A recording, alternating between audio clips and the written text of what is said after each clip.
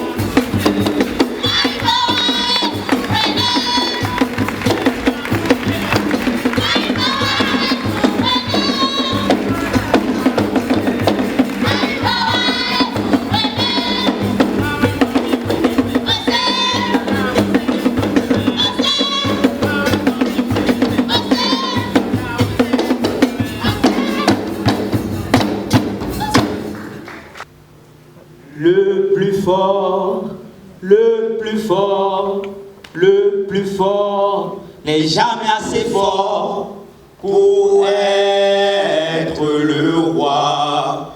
S'il ne transforme sa force en droit et l'obéissance en devoir.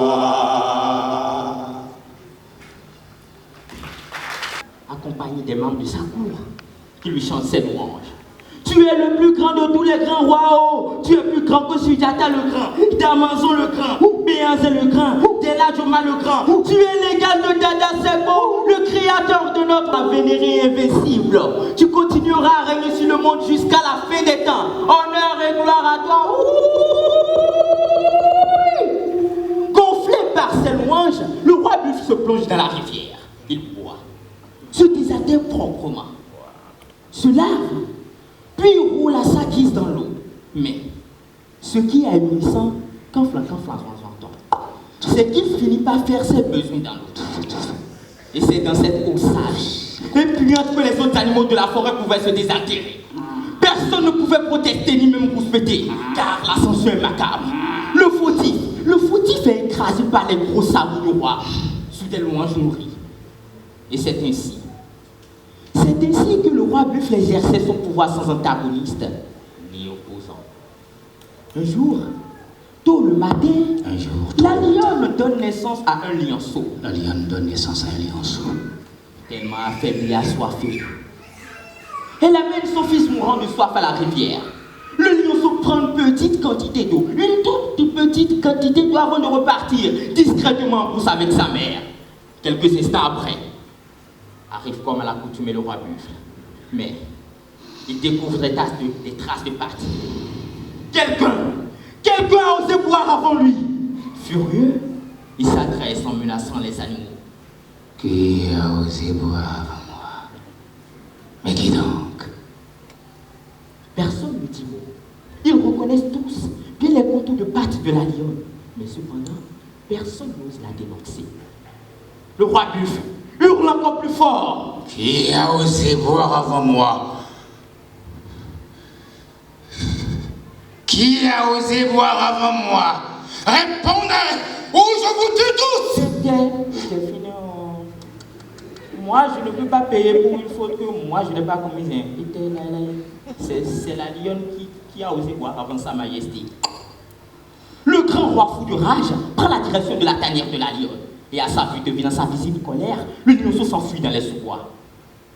Le roi buffle ne laisse aucune chance à la lionne qui pourtant n'avait fait que sauver son fils mourant de soif. De ses puissants corps, le roi buffle perce le cœur de la lionne. Le sang gicle. Il dit: la loi qui ne s'applique qu'aux plus faibles par les plus forts dans l'anarchie est une loi injuste. Et le lionceau lion renchérit. Le plus fort n'est jamais assez fort pour être le roi. Le plus fort n'est jamais assez fort. S'il ne transforme sa force en droit. Être le roi. S'il ne transforme sa force en droit. Et l'obéissance en devoir. C'est depuis ce jour que le lion a pris les rênes de la forêt et y a appelé une justice basée sur le droit, l'amour, l'égalité.